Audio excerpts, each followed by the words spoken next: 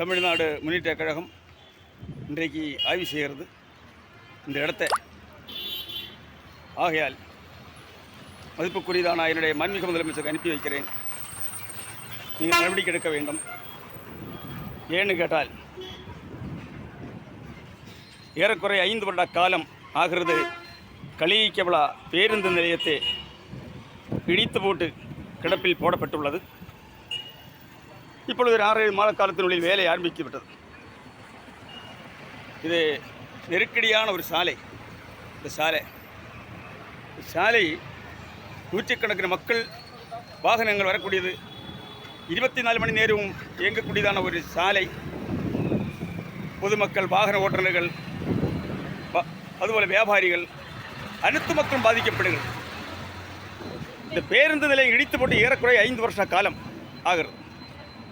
மறுபடியும் வேலை ஆரம்பித்து 6-7 மாத காலமாகிறது. இந்த கான்ட்ராக்ட் எடுத்துக்கூடியதான இந்த பஸ் ஸ்டாண்டினுடைய வேலைகள், பணிகள் இப்படி வேலைகள் செய்யுமானால், இப்படி இந்த பஸ் ஸ்டாண்டினுடைய வேலை ஓட்டுமானால் எத்தனை வருட காலம் கொண்டு இந்த பஸ் ஸ்டாண்டு வேலை முடியும்?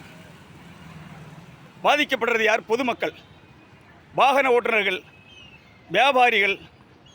கேட்டுக்கொள்கிறேன், பாசத்துக்குரிய மாண்புமிகு முதலமைச்சரும் கேட்கிறேன், விரைந்து நீங்கள் இந்த பஸ் ஸ்டாண்டு வேலை முடிக்க நடவடிக்கை எடுக்க வேண்டும் தான் கேட்குறோம். இந்த பஸ் ஸ்டாண்டு வேலை நீங்கள் முடிக்கிறதுக்கு எந்த கான்ட்ராக்ட் எடுத்திருந்தாலும் அவரிடம் சீக்கிரம் இந்த வேலையை முடித்து பொதுமக்களுக்கு இந்த பஸ் ஸ்டாண்டு பயன்பாட்டுக்கு வர நடவடிக்கை எடுக்க வேண்டும்.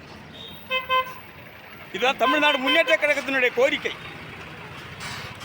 மக்களுடைய வாழ்வாதாரம் கருத்தில் கொண்டு, இந்த பஸ் ஸ்டாண்டுடைய நிலைமை கருத்தில் கொண்டு சீக்கிரமாக இந்த பஸ் ஸ்டாண்டு வேலையை முடிக்க பாசத்துக்குரியதான மாண்புமிகு முதலமைச்சர், மாவட்ட ஆட்சித்தலைவர் இதில் ஈடுபட வேண்டும்.